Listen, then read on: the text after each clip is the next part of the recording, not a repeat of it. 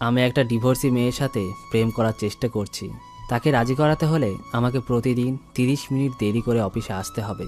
সকালবেলা স্যারকে বললাম এই কথা। লাল চায়ে বিস্কুট ভিজিয়ে সেটা মুখে দিয়ে আমি অবাক হয়ে তাকিয়ে রইলাম। কাব্য নামের এই ছেলেটা সবসময় কি অদ্ভুত অদ্ভুত কথা বলে, কিন্তু কথা বলার সময় মোটেই অদ্ভুত মনে হয় না। আর সেই কারণে তাকে ভালোবাসতে না পারলেও অবহেলা করতে পারি না। তা আপনার স্যার কি বললেন তখন? আমাকে অফিসে সকলেই খুব পছন্দ করে, তাই কেউ কিছু বলে না। প্রতিদিন যখন অফিসে যাই তখন এক এক করে সবাই জিজ্ঞাসা করতে আসে কতদূর এগোলাম। আপনি কি বললেন? নিশ্চয়ই হতাশ হয় তারা। হ্যাঁ, বছরখানেক ধরে আমি আপনার পিছনেই ঘুরছি, তবুও হতাশ হচ্ছি না। কিন্তু তারা শুধু আমার মুখে শুনেই কি হতাশ হয়ে যায়। কি অদ্ভুত।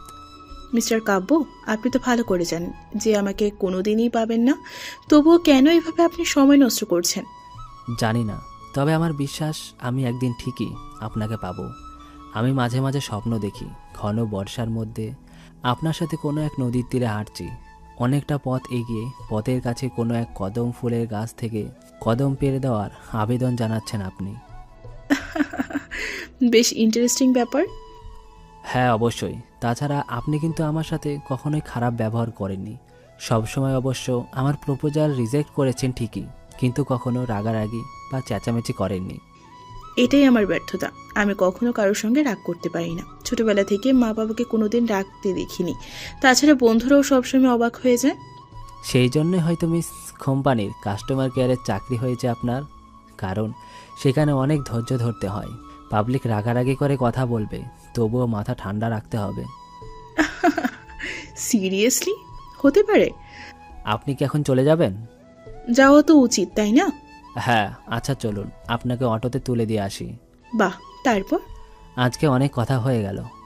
আচ্ছা, আমার পরিচয় দেওয়া যাক। আমার নাম শামীমা চৌধুরী মীরা। আর যার সঙ্গে এতক্ষণ ধরে কথা হচ্ছিল তার নাম কাব্য আহমেদ। বছরখানেক ধরেই আমার সঙ্গে সম্পর্ক করার জন্য ঘুরছে, কিন্তু আমি তো আমার ডিভোর্সি সিলমোহর মুছতে পারিনি। তাই এই জীবনে আর কারোর সঙ্গে জড়ানোর ইচ্ছে নেই বলে তাকে ফিরিয়ে দিচ্ছি।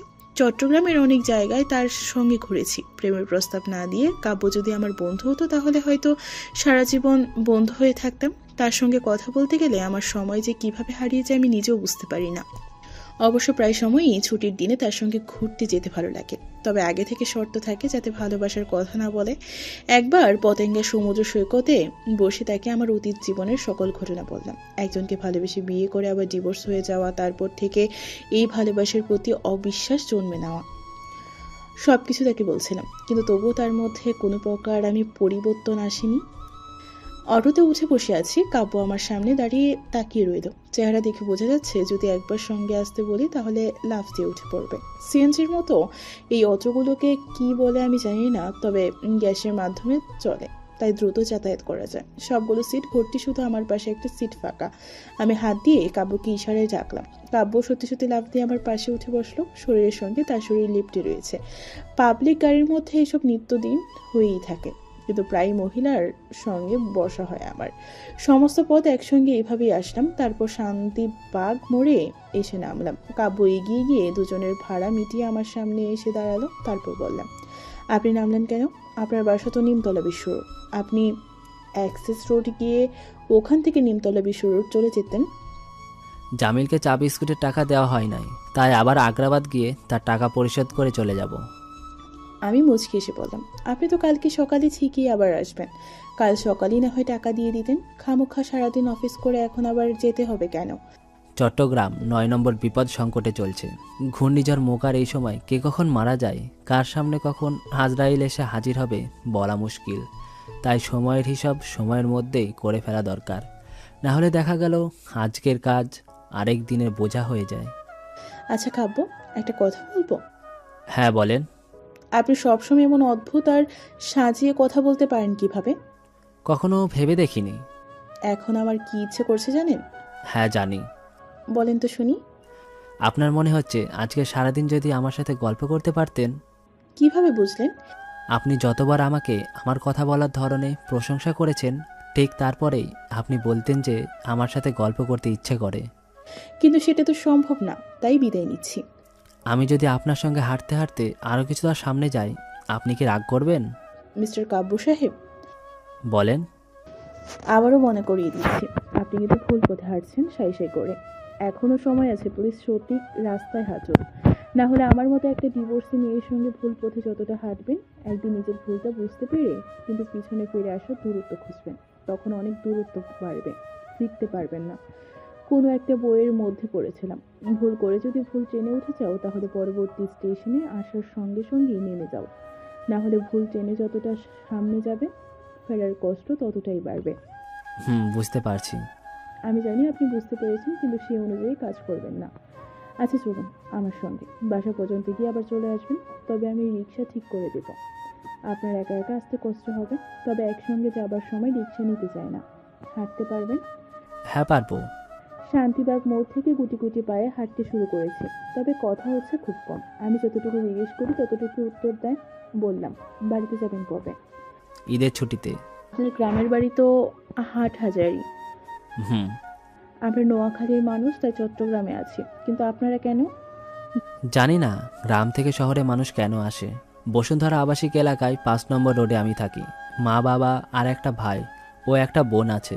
আমিই বড়। গলিতে এসে বাসার সামনে দাঁড়িয়ে বললাম, কাব্য, আপনি এখন বরং বাসায় চলে যান। এবার চা বিস্কিটের টাকা আপনি দিতে না পারলে আমি দিয়ে দেব, কিন্তু এখন আপনাকে আগ্রাবাদ যেতে হবে না। একটা রিক্সা নিয়ে কে ব্লক 10 নম্বর রোডের মাথায় গিয়ে অটোতে উঠে নিমতলা চলে যাবেন। আচ্ছা, ঠিক আছে। হঠাৎ করে চুপচাপ কেন? এমনিতেই। তখন আমি আমার ডান হাতটা তার সামনে এগিয়ে দিয়ে বললাম, হাতটা ধরুন। কাব্য আমার চোখের দিকে তাকিয়ে রইল, সে যেন বিশ্বাস করতে পারছে না। বললাম, কি ভাবছেন? ধরুন বলছি। তখন কাব্য আস্তে আস্তে বলল, দোতলায় বারান্দায় কে যেন দাঁড়িয়ে আছে। তিনি আমাদের দুজনের দিকে বেশ মনোযোগ দিয়ে আছে। ভয়ের কিছু নেই, তিনি আমার মা, আপনি আমার হাতটা ধরুন। কাব্য নিরুপায় হয়ে তার হাতটা বাড়িয়ে দিয়ে আমার হাতটা ধরলো। তখন আমি বললাম, আজকে আমাকে একটা কথা দিতে হবে। কি কথা? আজকে রাতের মধ্যে আপনার মনের মধ্যে থাকা ভালোবাসার খুঁজটা বের করবেন, তারপর আগামীকাল থেকে আমরা সারা জীবনের জন্য বন্ধু হয়ে যাব। আর যদি রাতের মধ্যে আপনার মনের মধ্যে থাকা ভালোবাসার বিষয় দূর করতে না পারেন, তাহলে আর আমার চোখের সামনে আসবেন না। কথা দেন? কাব্য তখন করুণ দৃষ্টিতে তাকিয়ে রইল আমার দিকে, মনে হয় যেন আকাশ থেকে পড়লো। হালকা অন্ধকারে তার চোখ বোঝা যাচ্ছে না, তারপরও বলল, আমি হয়তো পারবো না। তাহলে আমি হাতটা ছাড়বো না, আপনার কাছ থেকে কথা আদায় করে তারপর ছাড়বো। সত্যি যদি না পারি তাহলে কি আর কোনোদিন সামনে আসবো না? না, আসবেন না। আগামীকাল সকালে উঠে আয়নার সামনে দাঁড়িয়ে নিজের কাছে প্রশ্ন করে দেখবেন, তারপর সিদ্ধান্ত নেবেন। ঠিক আছে। মনে থাকবে তো? আমার হাত ধরে কথা দিয়ে কথা রাখতে পারবেন তো? চেষ্টা করব। কাব্য সাহেব, আপনার বন্ধু হয়ে সারা জীবন থাকতে চাই, বিশ্বাস করুন, কিন্তু বিয়ে করে স্বামী স্ত্রী হয়ে সংসার করার কথা ভাবতেও পারি না। হ্যাঁ, জানি আমি। এবার হাতটা ছাড়ুন। তারপর মিনিটখানি দুজনেই চুপচাপ। তারপর আমি আবার বললাম, হ্যাঁ, আরেকটা কথা। জি, বলেন। অটোতে উঠে আপনার শরীরের সঙ্গে একদম লিপটে গেছিলাম, মনে আছে? সরি, আসলে মানুষের চাপ হয়ে গেছে, আমি মোটেই ইচ্ছে করে করিনি। জানি, আমি তখন অনুভব করেছি আপনার শরীর বেশ গরম, মনে হচ্ছে জ্বরে আক্রান্ত হয়েছেন। তাছাড়া এতক্ষণ আপনার হাতটা ধরেও আমি জ্বর অনুভব করেছি। ও আচ্ছা। বাসায় যাওয়ার পথে পরিচিত ফার্মেসি থেকে জ্বরের ওষুধ নিয়ে যাবেন। নিজের খেয়াল রাখবেন। আচ্ছা। ভালো থাকবেন। কাব্য চলে গেলেও সিঁড়ি দিয়ে উপরে উঠে দেখি মা দরজা খুলে দাঁড়িয়ে আছেন। হয়তো তিনি আমাকে ঢুকতে দেখে দরজার সামনে এসেছেন। আমি প্রবেশ করে হাতের ব্যাগটা রেখে বোরখা খোলার চেষ্টা করছি, তখনই মা বলল, ছেলেটা কে রে মীরা? বলার মতো তেমন কিছু না মা, তবে কালকে সকালে সে যদি বন্ধুত্ব গ্রহণ করার কথা বলে তবে পরিচয় দিতে পারবো, সে আমার বন্ধু। দেখতে অনেক সুন্দর, লম্বাও মোটামুটি। তুমি বাড়িয়ে বলছো। প্রথমত গলিতে অন্ধকার বেশি, তাই তাকে তেমন দেখা যাচ্ছিল না, আর সে কিন্তু আমার চেয়ে মাত্র 3 লম্বা। মাসখানেক আগে আমার ওজন আর উচ্চতা মেপেছিলাম। তবুও বেশ ভালো মনে হচ্ছে। জামাই করবা নাকি? করতে চাইলেই কি করা যায়? তুই তো কাউকে বিয়ে করবিই না, তাছাড়া সেই ছেলেও কি বিয়ে করবে নাকি? মা, বিগত বছরখানেক ধরে যে ছেলের গল্প করি তোমার সঙ্গে, এটাই সে কাব্য। সে অনেক আগেই তোমার জামাই হবার অপেক্ষায় আছে। বলিস কি? তাহলে ভিতরে নিয়ে এলি না কেন? এতদিন শুধু তার কথা শুনে গেছি, আজকে বাসার সামনে থেকে চলে গেল। যদি সে আমার বন্ধু হতে চায় তাহলে খুব শীঘ্রই বাসায় নিয়ে আসবো। মানে কি এসবের? খুব ক্লান্ত লাগছে মা, গোসল করব। আচ্ছা ঠিক আছে। পরের দিন সকালবেলা আগ্রাবাদ দিয়ে তার সঙ্গে আর দেখা হলো না। প্রতিদিন সে লাকি প্লাজার অপোজিটে দাঁড়িয়ে থাকতো, কিন্তু আজ আমি নিজে তার জন্য দাঁড়িয়ে রইলাম কিছুক্ষণ। তার কোনো পাত্তা নেই। ভাবলাম সময় কি হয় নাই, আমি কি আগিয়ে এসেছি? মোবাইল বের করলাম সময় দেখার জন্য। যদিও হাতে ঘড়ি আছে, কিন্তু হাতের ঘড়িতে কখনোই সময় দেখা হয় না। শরীরের সাজগোজের মধ্যে ঘড়ি আছে, তাই এতে ব্যবহার করি। সময় ঠিকই আছে, কিন্তু সে নেই। একটা মেসেজ দেখতে পাচ্ছি, সিন করে দেখি কাব্যের নাম্বার থেকে মেসেজ এসেছে। মীরা, ক্ষমা করবেন প্লিজ। এই জীবনে আর দেখা হবে না। আপনার কথা সারা জীবন মনে থাকবে। এভাবে কঠিন শর্ত না দিলেও পারতেন। আমাকে বিরক্ত লাগে সেটা বলতেই পারতেন। এভাবে ঘুরিয়ে কথা বলে শর্ত দিয়ে চোখের সামনে থেকে আপদ বিদায় না করলেও পারতেন। যাই হোক, রাত থেকে শরীর আরও খারাপ হচ্ছে, তাই অফিসে যাব না। মোবাইল সিম কার্ড বন্ধ করে দিচ্ছি। যদি বেঁচে থাকি তাহলে কোনো একদিন লুকিয়ে লুকিয়ে দেখতে যাব।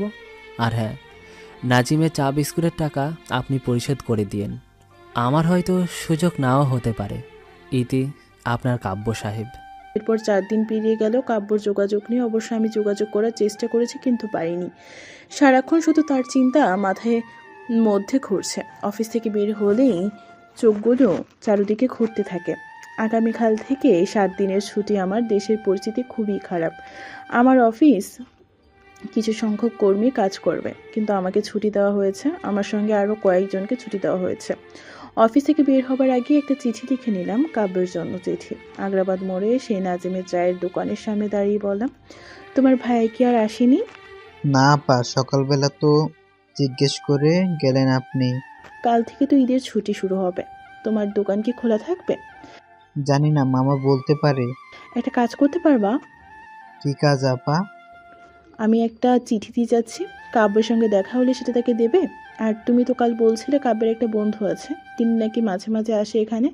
যদি তিনি আসে তাহলে তার মাধ্যমে হলো চিঠিটা দিও। ঠিক আছে আপা। আপা একটা কথা বলি, হ্যাঁ, বলো। আপনার আর ভাইয়ার মতো এত সুন্দর করে কাউকে প্রেম করতে দেখিনি। আপনাদের দুজনকে খুব মানাইছে, একদম পারফেক্ট আপা। তাই নাকি? জি আপা। তুমি যেভাবে হোক চিঠি দেওয়ার ব্যবস্থা করবে কিন্তু, নাজিম। আচ্ছা। নাজিমের হাতে চিঠি দেবার আগে আরেকবার নিজে পড়ে নিলাম। কাব্য সাহেব, আমাকে এমন কঠিন শাস্তি না দিলেও পারতেন। আপনার শূন্যতা আমাকে কতটা ক্লান্ত করেছে সেটা প্রকাশ করার মতো ক্ষমতা কাগজ কলমের নেই। চোখে চোখ রেখে সে অনুভূতি বোঝাতে চাই, এছাড়া বিকল্প পদ্ধতি নেই। তাই আপনাকে এই কদিন না দেখে কতটা খারাপ লাগছে সেটা বোঝানোর জন্য আপনাকে আমার সামনে চাই। আপনি এত বোকা কেন? আমি নিশ্চিত এভাবে যদি আরও কয়েক মাস আগে আপনি যোগাযোগ বন্ধ করতেন তাহলে এতদিনে আপনার ঘরের রাঁধুনি হয়ে যেতাম। সময় একটু বেশি লেগেছে, ব্যাপার না। আপনি চিঠি পাবার সঙ্গে সঙ্গে আমার বাসায় আসবেন। মা বাবার কাছে আমি সব কিছু বলে রাখবো। আর আপনার গ্রামের বাড়িতে যাদের বলবেন তাদের বলে নেবেন। পরবর্তী সাক্ষাতে আপনার জীবন সঙ্গী হতে চাই। আশা করি বুঝতে পেরেছেন। আমি কিন্তু এই ঈদে গৃহবন্দী থেকেও সারাক্ষণ ব্যালকানিতে বসে থাকবো। আর চিঠি পাবার সঙ্গে সঙ্গে কল দেবেন। আপনি নিজের নাম্বার বন্ধ করে দিলেন কেন? এই কদিন কষ্ট দেবার ফলাফল ভবিষ্যতে শোধ করে দিব। আপাতত সামনে আসুন। ইতি, আপনার সামিমা জাহান মীরা। সেদিন চিঠি দিয়ে আসার পরে প্রতিটা মুহূর্ত অপেক্ষা করছি, কিন্তু সে আসেনি। আর কোনো যোগাযোগ করে নাই সে। তাহলে কি চিঠি তার কাছে পৌঁছায় নাই? এভাবে আজ 6ষ্ঠ দিন। তাই বাসা থেকে বের হয়ে আগ্রাবাদের দিকে রওনা দিলাম। সন্ধ্যা হয়ে গেছে প্রায়। ভেবেছিলাম নাজিমের সঙ্গে দেখা হবে না, কিন্তু কাকতালীয়ভাবে নাজিমের সঙ্গে ফুটপাতের দোকানের সামনে সে মাস্ক পরে দাঁড়িয়ে আছে। দোকান বন্ধ।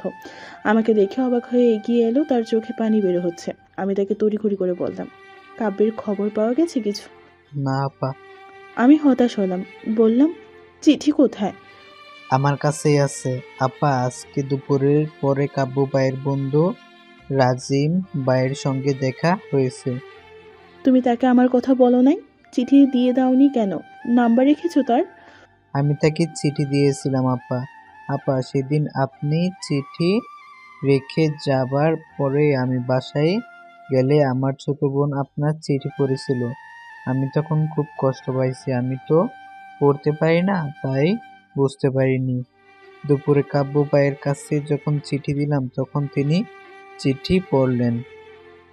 তারপর নিজের পকেট থেকে একটা কলম বের করে আপনার চিঠির বিপরীতে কি যেন লিখে দিয়ে গেছে। বলছে আপনাকে বলতে। তাহলে দাও সেই চিঠি। আচ্ছা নেন। রাজীব ভাইয়ের লেখা। আপনার লেখাটা পড়লাম। কাব্য খুব অসুস্থ হয়ে নিউমোনিয়ার আক্রান্ত হয়ে হাসপাতালে ভর্তি। অবস্থা ভালো না ম্যাডাম, তবে আমাদের অফিসের স্যার কাব্যকে খুব পছন্দ করতেন, তাই তিনি নিজের খরচে ওকে আইসিইউতে চিকিৎসা করাচ্ছেন। কিন্তু দিন দিন অবনীত হচ্ছে, ডাক্তার সকল আশা ভরসা ত্যাগ করছে, বাকি আল্লাহর ইচ্ছা। আপনার চিঠিটা আর তাকে দিতে ইচ্ছে করছে না। আপনি ভালো থাকবেন সব সময়, আর দোয়া করবেন।